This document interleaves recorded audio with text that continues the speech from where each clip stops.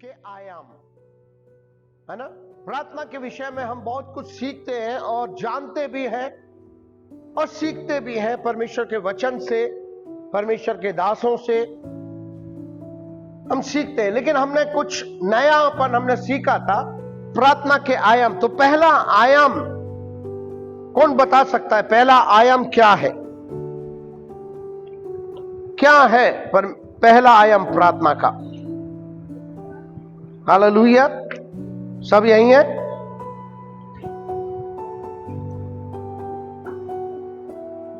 नहीं है यहां पे? क्या है पहला आयाम? परमेश्वर से मांगना।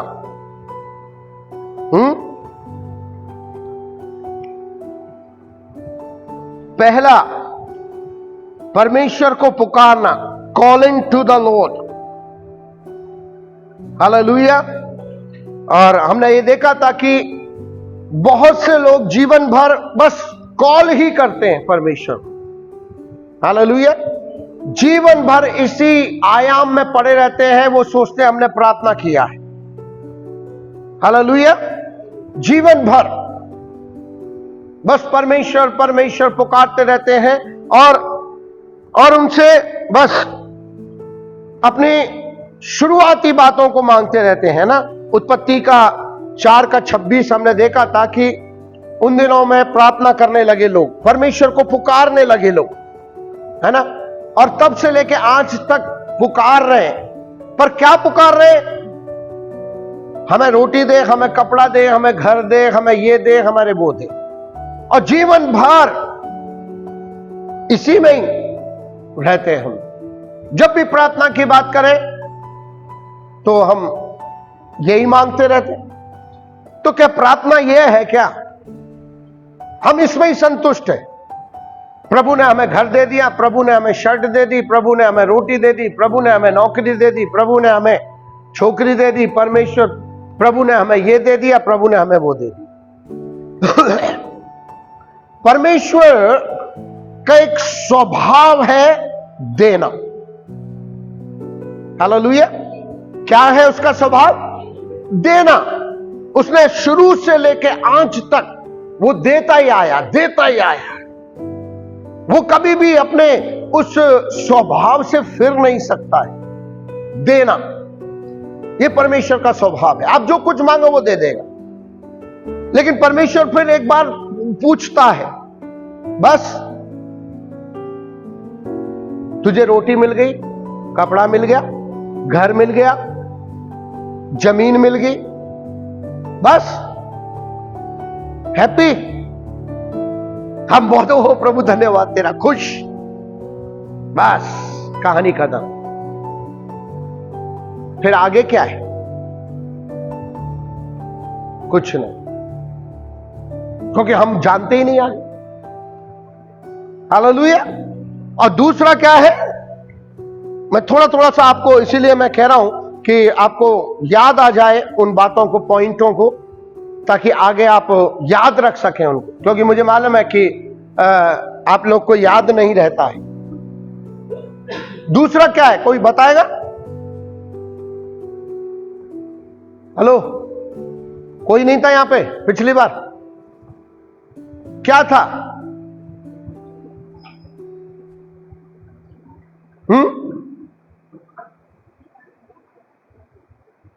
ध्यान नहीं है।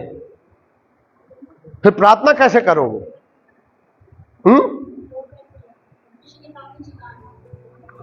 है ना?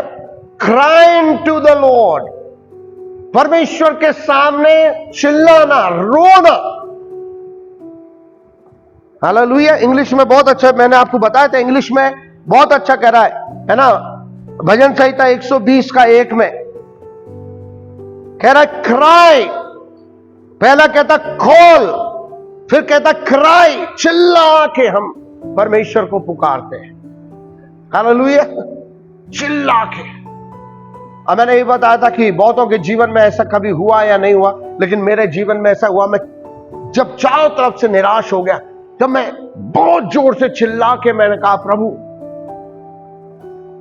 है ना, वो होता क्राई, दर्द के साथ चिल्लाना। हालेलुया, दर्द के साथ चिल्लाना। तीसरा हमने देखा था सीकिंग लॉर्ड, सीकिंग, प्रभु की खोज करने वाले लोग। ये तीसरा आयाम है प्रार्थना का, खोज करना परमेश्वर की। अब हम चीखने चिल्लाने से पुकारने से कहीं आगे बढ़ चुके हैं। अब आप समझ रहे हैं, कई लोग तो हमेशा इसी में ही रहते हैं, बस इससे आगे बढ़ते ही नहीं। तीसरा है सीकिंग, खोजना, परमेश्वर को खोजना। उसमें बहुत कम, मैं बोलता हूं 50% से भी कम लोग उस आयाम में बढ़ पाते, खोजने वाले। हालेलुया। पूरा डिटेल मैं नहीं दूंगा, पिछली बार हमने डिटेल से देखा था यिर्मयाह का 29 वचन 13। और चौथा हमने देखा था, चौथा कौन सा देखा था? खटखटाने, नॉकिंग, खटखटाने वाला है ना आयाम। बाइबल कहती है मत्ती का 7 में, खटखटाओ तो तुम्हारे लिए, हां, खटखटाने वाला आयाम। यह भी प्रार्थना के विषय में बात करता है। और ये आयाम में और भी कम लोग जाते हैं। जब आपको आपके घर बैठ के पुकारने से सब कुछ मिल जाता है, हम खटखटाना ही भूल जाते हैं, हम खोजना ही भूल जाते हैं। अब ढूंढ के क्या फायदा? प्रभु हमें सब कुछ तो दे रहा है, बस जिंदगी में हम खुश हैं, बस जिंदगी में खुश हैं। भैया एक और जिंदगी, हम ये क्यों भूल जाते हैं? एक और जिंदगी है, और वो है आत्मिक जिंदगी। उसके लिए हम क्या कर रहे हैं? हालेलुया। हमारी इस जिंदगी में तो हम खुश हैं, प्रभु ने रोटी दी, कपड़ा दिया, घर दिया, सब कुछ दिया, लेकिन उस जीवन के लिए खोज रहे प्रभु को? क्या खटखटा रहे? हालेलुया, नहीं खटखटा रहे। उस आयाम में हमें जाना है, खटखटाने के आयाम में, है ना। और बहुत कम लोग जाते हैं उस खटखटाने वाले आयाम में। पांचवा, आज हम पांचवा देखेंगे। पांचवा आयाम, कराहने का स्तर, कराहना, है ना, कराहना, कराह के प्रार्थना करना। कितने लोग कराहे? कराने का मतलब समझते हैं? क्या बोलते कराहने को? और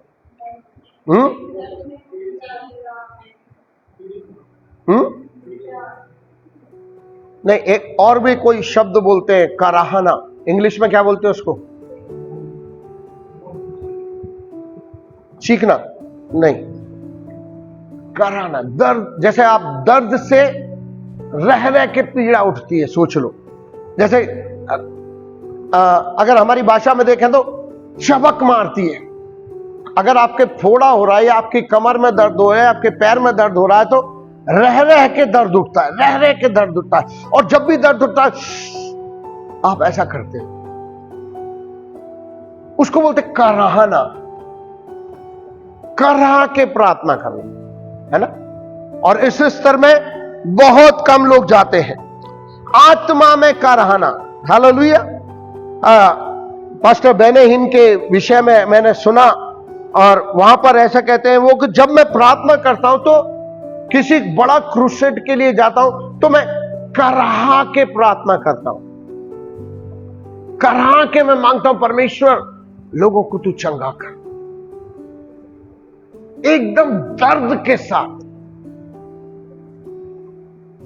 आपने किया हो कभी अपने जीवन में दर्द के साथ प्रार्थना, कि जब आप बहुत दुखी हैं। मेरे को याद है कि एक बार एक लड़की मेरे पास आई थी, और उसको दुष्ट आत्मा ने पकड़ा था, और बहुत उसने प्रार्थना कराई, लेकिन कहीं उसको छुटकारा नहीं मिल रहा था। बस प्रार्थना करते, थोड़ा आराम मिलता, लेकिन फिर दोबारा वही, फिर दोबारा। और बहुत परेशान हो चुकी थी वो दुष्ट आत्मा से, वो लड़की।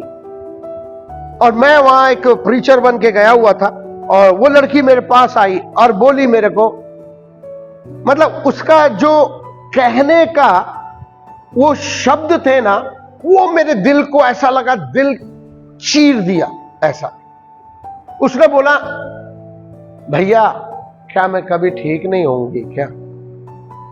मतलब उसका कहने, मैं नहीं कह पा रहा हूं उस वर्ड को, लेकिन उसका कहने का मतलब एक कराहना था, उसके कहने में एक दर्द था, उसके कहने में एक निराशा थी, उसके कहने में एक, मैं बोलूं, मर गया जैसा था कि कोई होप नहीं है, एक कराहना जैसा था। और मेरा दिल को छू गया वो बात, और मैंने कहा बेटा खुद परमेश्वर तुझे जरूर छुटकारा देगा। ऐसा हो नहीं सकता कि यीशु मसीह की आज्ञा को दुष्ट आत्मा ना माने। और मैंने उसी नाइट में मैंने उसको बोला, उसके लिए प्रार्थना किया, फिर मैं वहीं था। और रात को मेरे को पवित्र आत्मा 3 बजे रात को मुझे उठाया, और मैं पता नहीं अचानक मैं घुटने में गया अपना खटिया के, वहां पूरा अंधेरा था, लाइट वाइट तो बंद कर दी थी, हम सब ऐसे ही सोते हैं लाइट बंद करके। और वहीं घुटने में जाके अपना खटिया के ऊपर मैं उसके लिए प्रार्थना करने, एक ऐसा बोझ मुझे आया और मैं प्रार्थना करने लगा, परमेश्वर दया कर उसकी। और वो सुबह जब आई, आप विश्वास नहीं करोगे, पवित्र आत्मा ने उस दुष्ट आत्मा जो उसके ऊपर राज्य कर रही थी उसका भेद खोल दिया। पकड़ नहीं पा रहे थे उसको, लेकिन पवित्र आत्मा ने पकड़ लिया और मेरे ऊपर प्रकट किया। और मैंने कहा बेटा बैठ, और मैंने उसकी पूरी स्टोरी सुना दी। पवित्र आत्मा ने मेरे मन के अंदर डाला सारी कहानी, और वो कहने लगी, हाँ भैया, हाँ भैया ऐसे ही होता, हाँ भैया ऐसे होता। और मैंने प्रार्थना किया, पवित्र आत्मा ने उसको छुटकारा दिया। हालेलुया।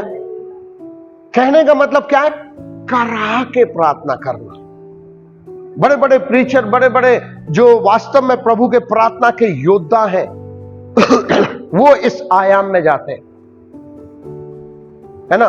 टीबी जोशुआ हमारे बीच में नहीं है, बेनेहीन हमारे बीच में नहीं है, प्रभु के पास है। करहा के प्रार्थना करना, ऐसे लोगों का स्वर्ग में बड़ा सम्मान होता है, मैं आपको बोलूं। क्योंकि यीशु मसीह ने भी बड़ी कराह के मेरे और आपके लिए प्रार्थना किया। कहां प्रार्थना किया? कराह के प्रार्थना किया, क्रूस पे और गेत्समनी गार्डन में। कराह के लिखा है, उसका पसीना भी खून की बूंद बन के जमीन पे गिर रहा था। हालेलुया। मतलब बड़ी टीस। और कहां प्रार्थना किया? कराह के। किसको याद है? जब यीशु मसीह यरूशलेम में जा रहा था गधे पे बैठकर, जब एंटर हो रहा था, तब यरूशलेम को देख के यीशु मसीह करा उठा, रो उठा और कहने लगा, हे यरूशलेम, मैंने कितनी बार चाहा कि मैं तुझे उद्धार दूं, लेकिन तूने नहीं। हाय तुझ पर एक ईंट से ईंट नहीं बचेगी। हालेलुया। कराहना, उसको बोलते कराहना, करहा कर प्रार्थना करना। और ये प्रार्थना में देशों के लिए प्रार्थना करना होता है। हालेलुया, है ना। ऐसे बहुत से प्रभु के दास हैं। सिल्वराज, वो अभी जिंदा है, पास्टर सिल्वराज है ना। बेनेहीन, मोहन सी लाजरस, ये ऐसे प्रार्थना के योद्धा हैं, है ना, जो करहा के प्रार्थना करते हैं। और एक और मैं नाम भूल गया उनका, वो भी एकदम करहा के प्रार्थना करना। 100% हीलिंग होता उनका सभा में। अभी एक इसमें हुआ था, सैटेलाइट पे उनको लाए थे और कितने ही लोग चंगा हो गए यहां पर, सैटेलाइट से उन्होंने प्रचार किया था, अभी 2-3 दिन पहले की बात। और कितने लोग चंगा हो गए, देशों में चंगाई हो। मैं उनका नाम भूल गया है ना, वो रोमियो का 8:26 क्या कहता, पढ़ो।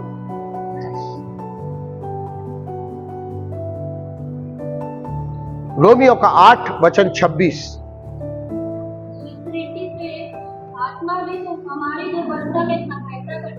हमारी दुर्बलता में सहायता करता है, क्योंकि हम नहीं जानते कि आत्मा किस रीति से करना चाहिए, परंतु आत्मा आप ही ऐसी आहें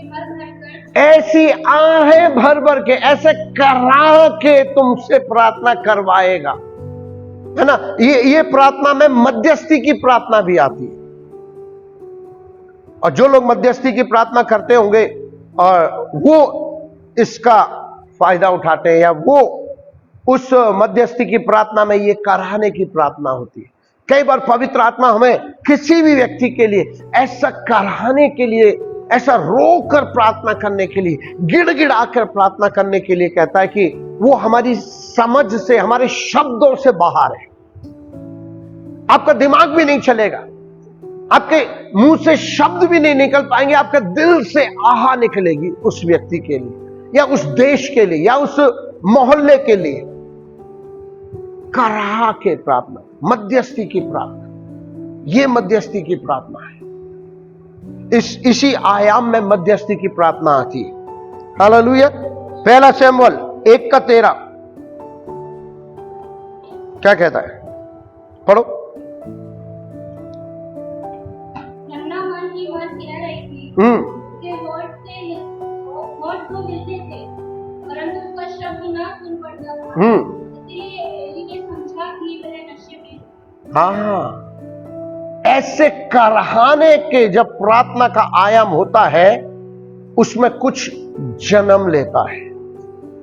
हन्ना के शब्द नहीं निकल रहे थे, लेकिन दिल से वो बुड़बुड़ा रही थी।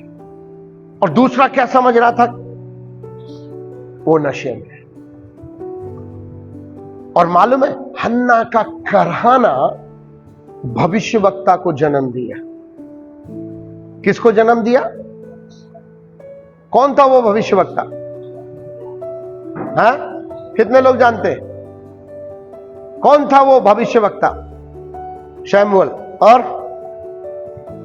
कितने लोग जानते हैं वो कौन था भविष्यवक्ता जिसका जन्म हुआ? कोई नहीं जानता। शमूएल एक भविष्यवक्ता था और उसने जन्म लिया।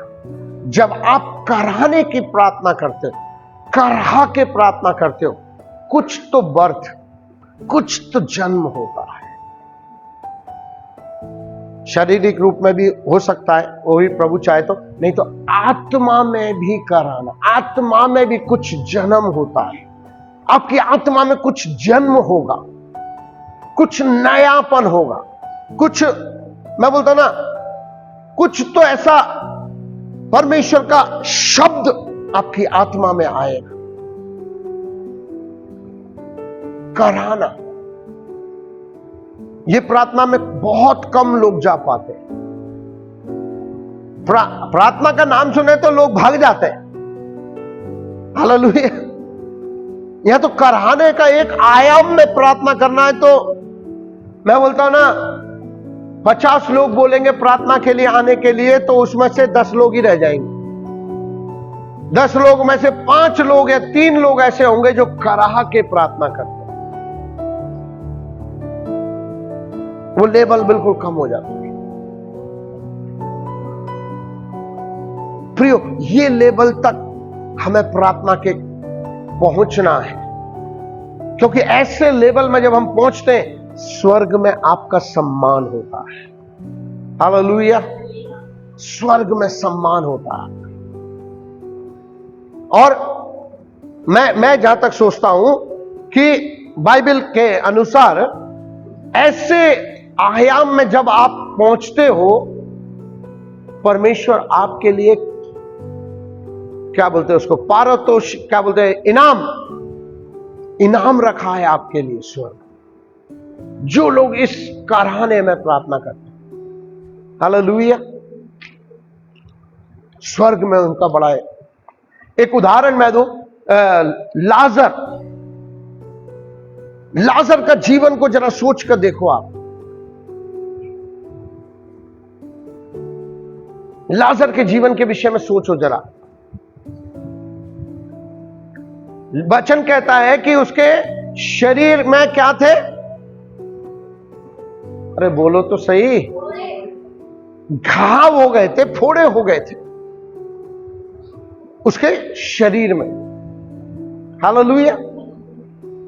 तो उस व्यक्ति ने कैसे कराया होगा दर्द से। हालेलुया। लाजर कितना कराया होगा। ये कराहना उसको कहां लेके गया? और प्रकाशित वाक्य में लिखा है कि यूहन्ना जब स्वर्ग का दर्शन देख रहा था तो उसने किसको देखा वहां पर? अब्राहम को, और लाजर को नहीं देखा।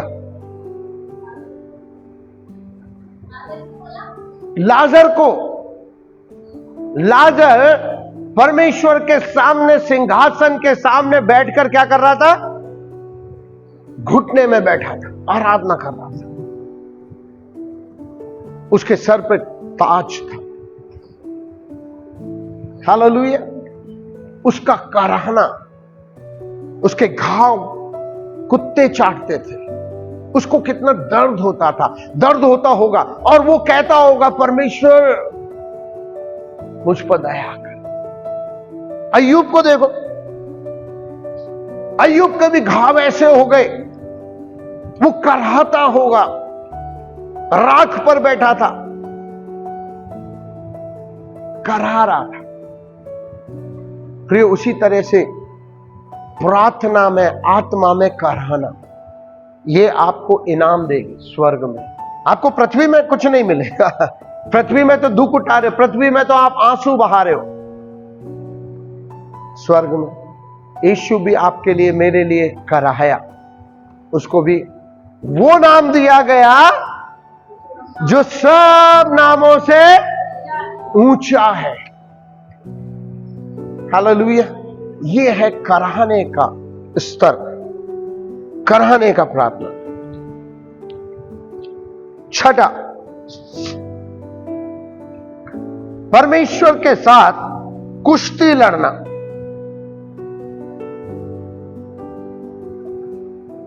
Wrestling with God. हालेलुया। परमेश्वर के साथ कुश्ती लड़ना। हम सब जानते हैं याकूब ने परमेश्वर के साथ कुश्ती लड़ी। क्या फिर वो शरीर में कुश्ती थी क्या? आत्मा में। इस आयाम में बहुत उपवास और प्रार्थना होती है। 10 दिन, 15 दिन, 40 दिन, महीने, पूरा साल में 200 दिन उपवास करना, पूरा साल में 300 दिन उपवास करना। और ऐसे लोगों से जो इस आयाम में होता है ना, कोई उनसे मिल नहीं पाता है, क्योंकि वो रात और दिन परमेश्वर के साथ अपना समय व्यतीत करते हैं, परमेश्वर के साथ आत्मा में बहते रहते हैं। ये बहुत ही, और इसमें और भी कम लोग जा पाते हैं। मैंने कहा था कि जैसे 10 लोग, 5 लोग गए, अब इसमें 2 ही लोग रह जाएंगे। हाई लेवल का प्रार्थना। हालेलुया। इस प्रार्थना में बहुत ऊपर।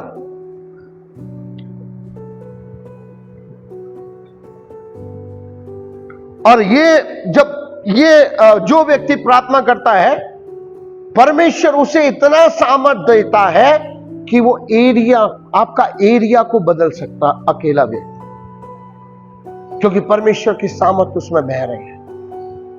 हालेलुया।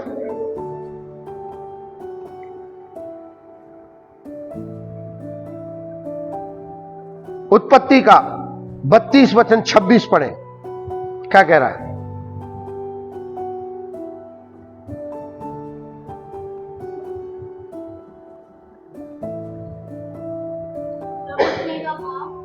जाने दे कि और हुआ चाहता है। याकूब ने कहा, जब तक तू मुझे आशीर्वाद ना दे तब तक मैं तुझे जाने न दूंगा। वाह! इस आयाम में मोस्टली रात भर प्रार्थना चलती, रात भर लोग परमेश्वर के सामने बैठे रहते, युद्ध करते रहते हैं परमेश्वर के साथ। नहीं प्रभु, याकूब ने परमेश्वर के साथ युद्ध किया और उसे आशीष मिली, और आशीष भी कैसी? उसका सब कुछ बदल दिया परमेश्वर। हालेलुया। उसका नाम ही बदल दिया, इज़राइल बना दिया उसको। और इज़राइल को परमेश्वर ने कितना आशीष दिया है ये सब हमसे छुपा नहीं, और जो आज तक आशीष का भागीदार है। इसमें पीढ़ियां आशीषित होती हैं इस आयाम में, आपके वंश आशीषित होंगे, हम रहे या ना रहे, वंश आशीष। एक वचन में ऐसा लिखा है कि धर्मी जन के वंशों तक आशीष जाती है, वंशों तक, बेटे के बेटे, बेटे के बेटे, बेटे के बेटे। बेटे का मतलब ये ना लड़की है, इन्हें सोचा कि हाँ बेटी को नहीं, बेटी भी शामिल है उसमें, क्योंकि वो उसी खून के वंशज है। ब्लेसिंग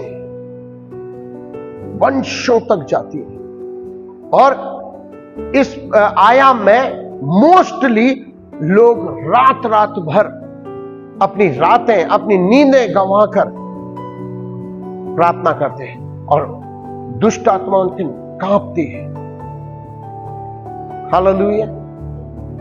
दुष्ट आत्माएं कांपती है उनका नाम सुनते हैं। यीशु मसीह सबसे बड़ा हमारा परफेक्ट उदाहरण, रात भर प्रार्थना करता था और सुबह नीचे आके लोगों को यूं चंगे हो जाते थे। दुष्ट आत्मा के सामने बस खड़ा हो जाता था, दुष्ट आत्मा कांपने लग जाती थी। वो कुछ बोलने की जरूरत ही नहीं पड़ती उसको, क्योंकि उसका ऊपर ऐसा अभिषेक, ऐसा तेज होता था कि दुष्ट आत्मा उसका तेज को बर्दाश्त नहीं कर सकती। हालेलुया। अब आप सोच रहे होंगे क्या इस आयाम में कोई मनुष्य पहुंच सकता? ऑफ कोर्स पहुंच सकता है। मैं और आप पहुंच सकते हैं? ऑफ कोर्स पहुंच सकते हैं, यदि हम अपना जीवन परमेश्वर को समर्पण करें और इस आयाम में पहुंचे। और ये एक दिन में नहीं होगा, हाँ, एक आध साल में नहीं होगा। इस आयाम में पहुंचने में सालों लग जाते हैं, सालों। हो सकता है 5 साल, हो सकता है 10 साल, हो सकता है 20 साल। परमेश्वर हमारी वो विश्वास योग्यता को परखता है, सालों साल देखता है कि ये व्यक्ति रात भर मुझसे मांग रहा है, रात भर लोगों के लिए रो रहा है, और परमेश्वर उसको उसमें आशीष देता है। हालेलुया। रात भर।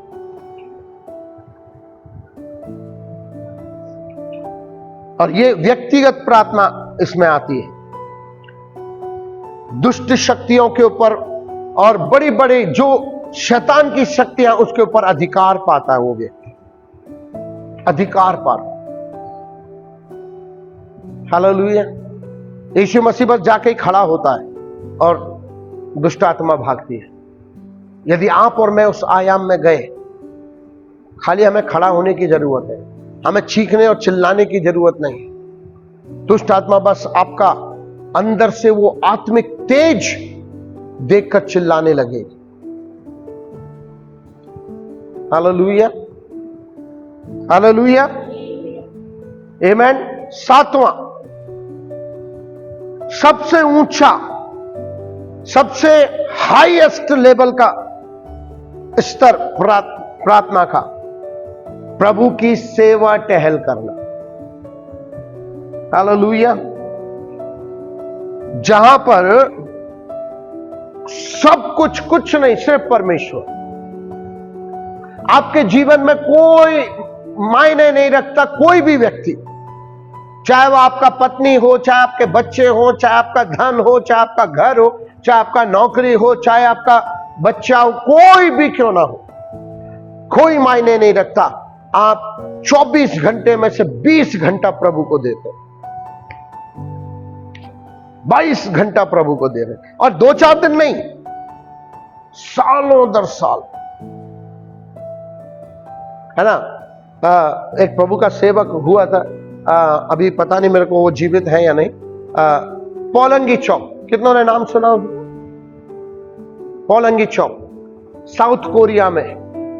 उनका विषय में ऐसा कहते हैं कि जब वो प्रार्थना, प्रधानमंत्री भी उनको मिलने आता तो उनको, उनका सेक्रेटरी कहता बैठो पास्टर प्रार्थना में। घंटों वो बैठा रहता, जब तक वो सेवक रूम से बाहर नहीं निकलता, वो बैठा रहता। कैथलीन कुरमिन एक लेडीज हुई, आप गूगल में सर्च करके देख लेना, कैथलीन कुरमिन। वो सिंपल लेडीज, वो सिर्फ आकर स्टेडियम में खड़ी होती, लोग, वो कहती मैं परमेश्वर की उपस्थिति को महसूस कर रही। लोग पत्ते की तरह गिरने लग जाते स्टेडियम में, चर्च की बात नहीं कर रहा, स्टेडियम में। सिंपल लेडीज, उसके चेहरे से एकदम तेज निकलता। अब मालूम है वो कैसा लेडीज थी? उसके विषय में मैंने गूगल में देखा था कि उसने गवाही दी थी। वो सेवकाई करती थी, और सेवकाई करते करते किसी पास्टर से उसको प्यार हो गया। प्यार करना गलत नहीं है, लेकिन वो आदमी भी शादीशुदा था। पवित्र आत्मा ने कितनी बार उसको बोला कि हट इससे, ये गलत है, ये गलत है, उसने नहीं सुना।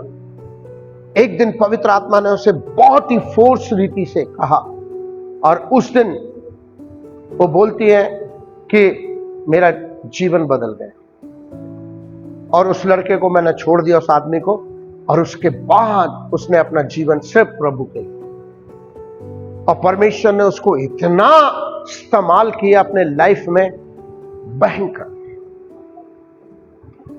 प्रभु की सेवा, आज ये प्रभु की सेवा नहीं है जो पास्टर हम लोग करते हैं, पास्टर लोग करते हैं वो सेवा अलग है। मूसा ने वो सेवा की, 40 दिन 40 रात परमेश्वर की उपस्थिति में बैठा रहा। हालेलुया। सेवा करना क्या है? अच्छा, मैं आपसे पूछना चाहता हूं, प्रभु की सेवा करना क्या है? क्या समझते हो आप? हेलो, अरे गूंगे मत बैठो, कुछ तो बोलो। हाँ, प्रार्थना करना, ओके। परमेश्वर की सेवा करना, मैं पूछ रहा हूं क्या है, क्या समझते हो आप उस? हाँ, उसके कार्य के लिए इस्तेमाल होना, और दिन रात उसके साथ बने रहना, और क्या समझते हैं? हाँ धीरज, क्या सोचते हो? उसके वचन को बांटना। क्या सोचते हो जशब? हाँ, दूसरों के लिए प्रार्थना करना। मूसा क्या दूसरों के लिए प्रार्थना कर रहा था परमेश्वर की उपस्थिति में? 40 दिन 40 रात। वो क्या कर रहा? शब्द को पकड़ो, प्रभु की सेवा। इसका मतलब सेवा करना क्या है? परमेश्वर की सुनना, उसकी उपस्थिति में बैठना, यह है परमेश्वर की सेवा। आजकल के पास्टर तो आत्माओं के पीछे भाग रहे हैं, परमेश्वर की उपस्थिति में तो उनको टाइम ही नहीं मिल पा रहा है। यहां भाग रहे हैं, वहां भाग रहे हैं, यहां मीटिंग, वहां मीटिंग, उसको देख, इसको देख, वो दुष्ट आत्मा निकाल, वो दुष्ट आत्मा निकाल, कलीसिया बढ़ाने में लगे पड़े।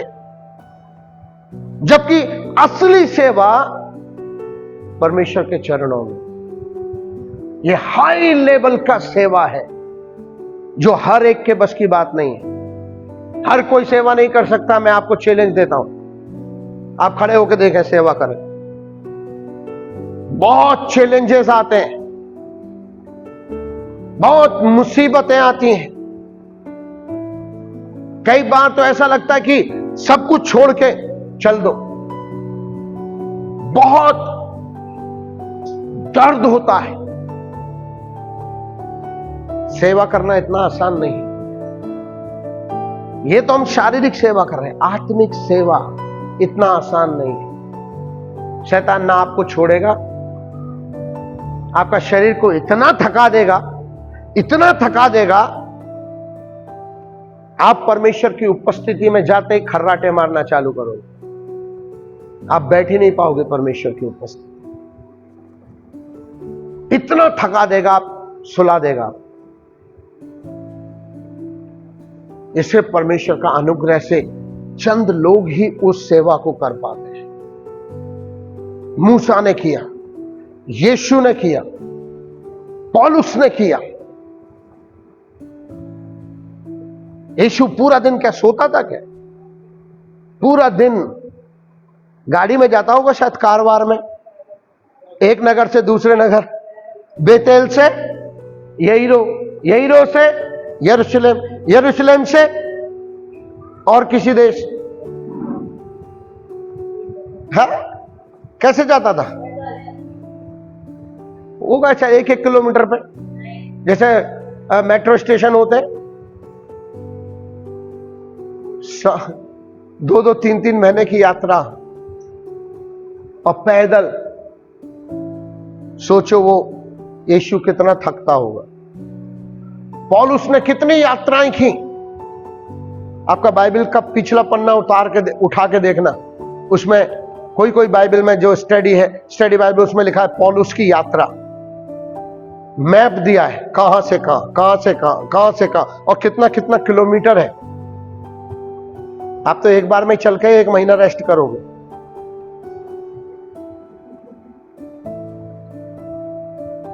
और दूसरी बार गए तो फिर 2 महीना रेस्ट करोगे। तीसरी बार गए तो बोले प्रभु अब मेरे बस की बात नहीं है। सेवा। और फिर भी वो रात रात भर प्रार्थना करते थे, परमेश्वर के सामने बैठते थे, प्रभु की सेवा करते थे। सेवा टहल करना, प्रभु की सेवा टहल। मैं बोलूंगा नहीं, मेरे को याद आ रहा है, जब मैं पहले प्रभु को नहीं जानता था, तब मैं सुनता था बहुत लोगों से, है ना, जब मंदिर जा रहे हैं, कोई कहां जा रहा है, तो कोई वो कह रहा है हम प्रभु की सेवा कर रहे हैं। वो सोचते हैं कि ये प्रभु की सेवा है। नहीं प्रिय, असली प्रभु की सेवा उसके चरणों में बैठना है। और जब मूसा 40 दिन 40 रात परमेश्वर के चरणों में बैठा, प्रभु की सेवा करा, बाइबल में लिखा है उसके चेहरे से किरणें निकलती थी, उसके चेहरे से तेज निकलता था। लोग डर की वजह से मूसा को देख नहीं पाते थे। मूसा के चेहरे पर उन्होंने क्या करा? पर्दा डाल दिया। हालेलुया। लोगों ने अपना चेहरा ढक लिया, लोगों ने अपना चेहरा ढक लिया कि हमें इसको देखना, मर जाएंगे हम। इतना तेज उसके चेहरे पे आ गया। ये हाई लेवल का प्रेरितों का काम। 13 वचन 2।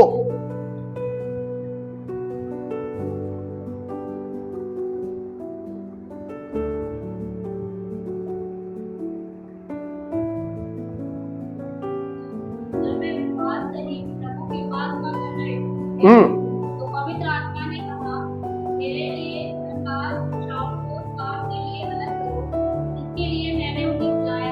लाखों में, करोड़ों में एक व्यक्ति परमेश्वर उनको अलग करता है। अलग किया, अलग किया। मूसा से भी कहीं बढ़कर पौलुस ने बाइबल में पुस्तकें लिखी, उसको प्रकाशन मिला। हालेलुया। मूसा ने भी बाइबल लिखी। मूसा ने कितनी पुस्तकें लिखी है? मूसा ने कितनी पुस्तक लिखी? और पौलुस ने कितनी पुस्तकें लिखी है? अरे बोलो ना जोर से, तो आवाज आए कान में भी। नहीं मालूम? मूसा ने शुरू की 5 पुस्तकों को लिखा और पौलुस ने 13 या 14 पत्रियां लिखी नए नियम में। ज्यादातर मोस्टली पत्रियां पौलुस ने लिखी। हालेलुया। बाइबल के विषय में जानो। लाखों में, करोड़ों में एक व्यक्ति को परमेश्वर अलग कर मैंने इसलिए इनको बोला अलग कर। इस आयाम में कलीसिया में 500 लोग हैं, कलीसिया में 50,000 लोग हैं। एक जने को परमेश्वर चुन के खड़ा 50,000 को लीड कर रहा है या नहीं कर रहा? क्यों हर कोई पास्टर नहीं क्यों नहीं बन जाता? सब पढ़े लिखे, सब पीएचडी किए, सबके पास बुद्धि है, सब अभिषिक्त है, सबके पास परमेश्वर की आत्मा है, सबके पास आत्मा के वरदान है। लेकिन अलग किए हुए एक ही व्यक्ति है जो 50,000 को भी लीड कर रहा है। एक ही व्यक्ति। पौलंगी चौक लाखों को, विश्व की सबसे बड़ी कलीसिया उसी की आज भी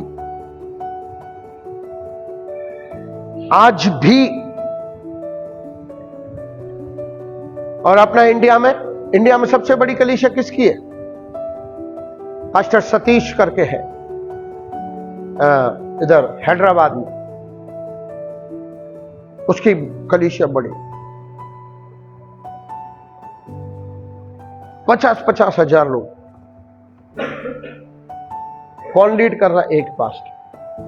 बाकी सब सहायक हैं उसके, वो अकेला नहीं कर रहा है। प्रियो, एक बात हमेशा याद रखो, मैं आपको बोलता हूं आज बहुत पते की बात, अगर आपके पास बुद्धि अपने दिमाग में रख लेना ये बात, अगर परमेश्वर का भय में चलते हो तो परमेश्वर का कार्य अकेला कोई नहीं कर सकता। यीशु मसीह भी नहीं कर पाया अकेला। परमेश्वर का कार्य टीम वर्क होता है, सब जने मिलके करते हैं। एक अकेला पास्टर सोचे कि मैं कर दूंगा, मैं ही आराधना कर लूंगा, मैं ही झाड़ू लगा लूंगा, मैं ही कुर्सी लगा दूंगा, मैं ही आराधना करूंगा, मैं ही है ना ढोल बजा लूंगा, मैं ही कीबोर्ड बजा लूंगा, मैं ही वचन दे दूंगा, मैं ही गवाही दे दूंगा, वो कलीसिया नहीं चलेगी। वन मैन शो नहीं है। परमेश्वर का राज्य बढ़ना, टीम वर्क होना है। अगर परमेश्वर का राज्य को हम बढ़ता हुआ देखना चाहते, मेरी बात लिख लेना अच्छी तरह से, जिंदगी में भूलना मत। Team work. जिस कलीसिया में टीम वर्क नहीं है वो कलीसिया मरी हुई है। टीम वर्क बहुत जरूरी है। टीम वर्क, अगर टीम वर्क नहीं है कलीसिया, इसीलिए बाइबल कहता है 5-fold मिनिस्ट्री, टीम वर्क। यीशु मसीह के साथ 12 चेले, टीम वर्क। तिमोथी के साथ पौलुस के साथ टीम वर्क, तिमोथी और भी लोग, पतरस के साथ टीम वर्क।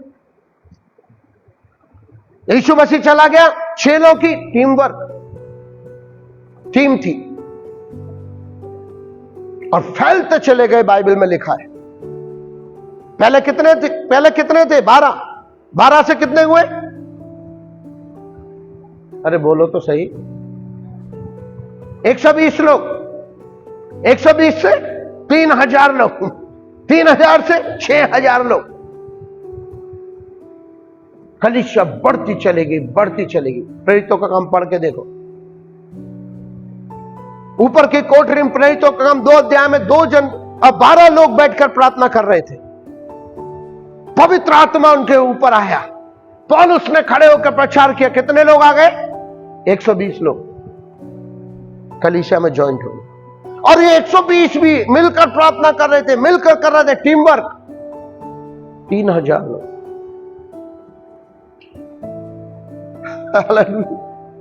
जहां टीम वर्क नहीं है, कलीसिया मरी है, लोग भी मरे हुए। कलीसिया मरी है इसका मतलब लोग मरे हुए।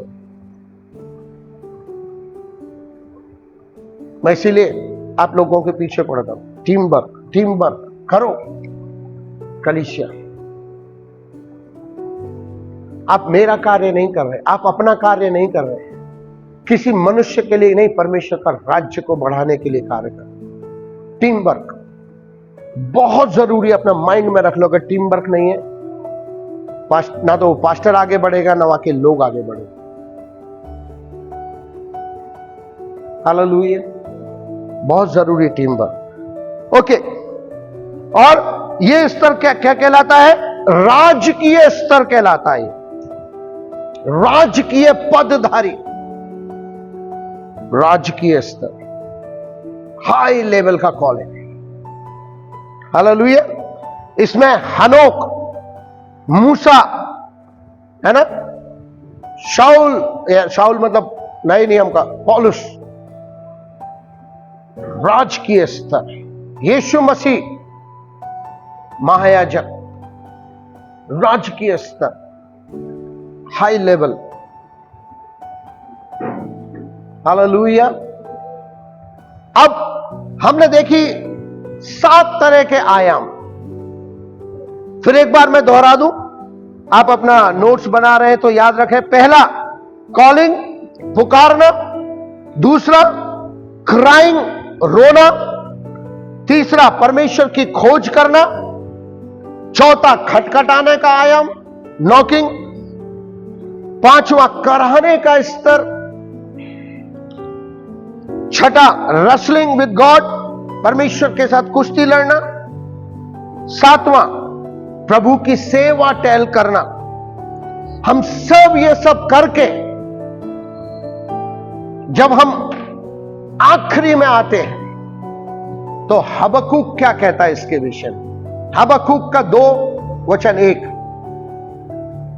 आखिरी बात। हबक्कूक क्या कहता है इसके विषय में? आपका बाइबल में हबक्कूक है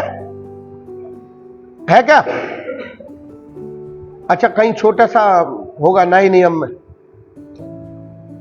नए नियम की पहली पुस्तक हबक्कूक की पुस्तक, तो 5वीं पुराने नियम की।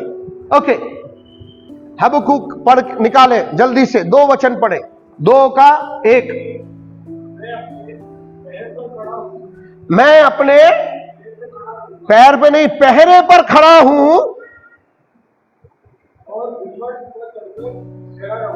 हाँ, गुम्बद पर चढ़कर ठहरा रहूंगा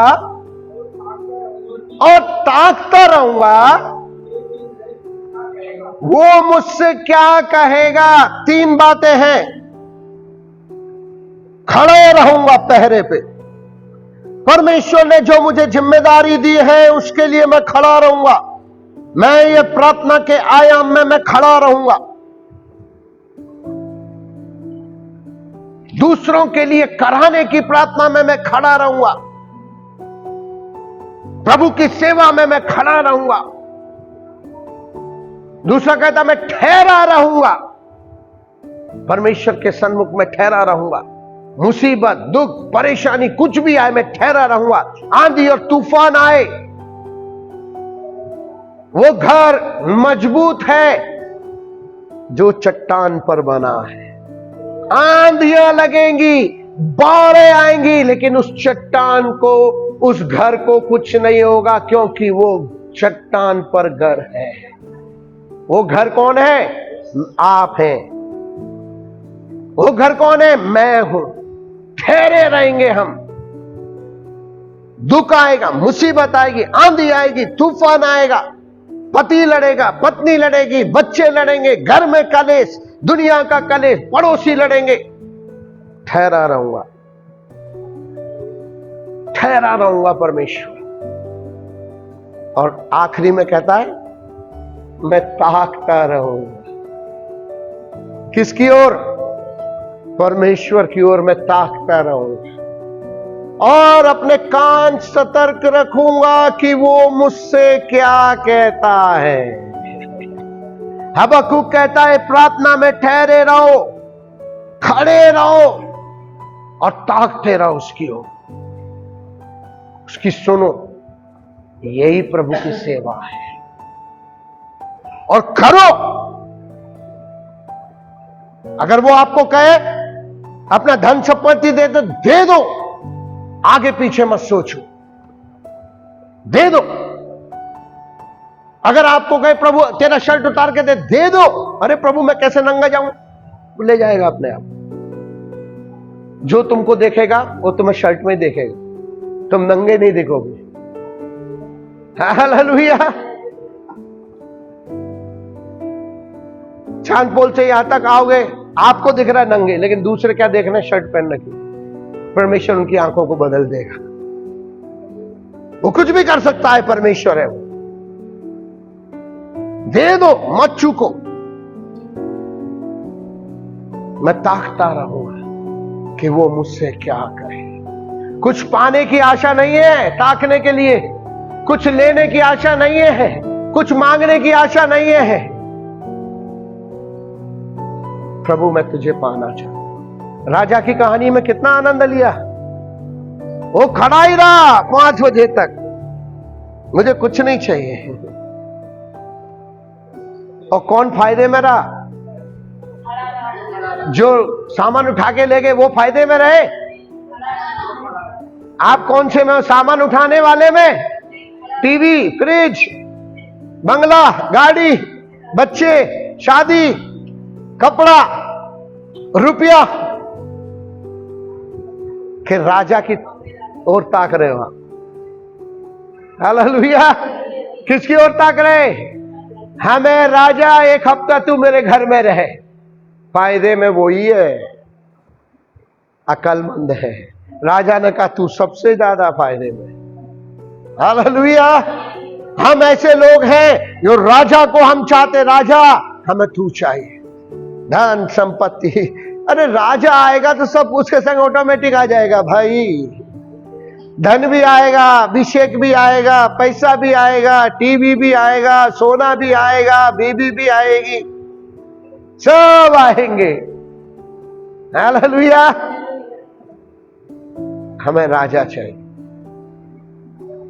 हमें कुछ नहीं चाहिए, राजा चाहिए। हालेलुया। 8वां स्तर बहुत ही इंपॉर्टेंट है। मैं निहारता रहूंगा, उसकी ओर ताकता रहूंगा कि वो मुझसे क्या कहता है, आपसे क्या कहता है। आप ठहरे रहोगे, ताकते रहोगे, या आगे बढ़ जाओगे, ये आपके ऊपर है। हालेलुया। आइए हम प्रार्थना करें।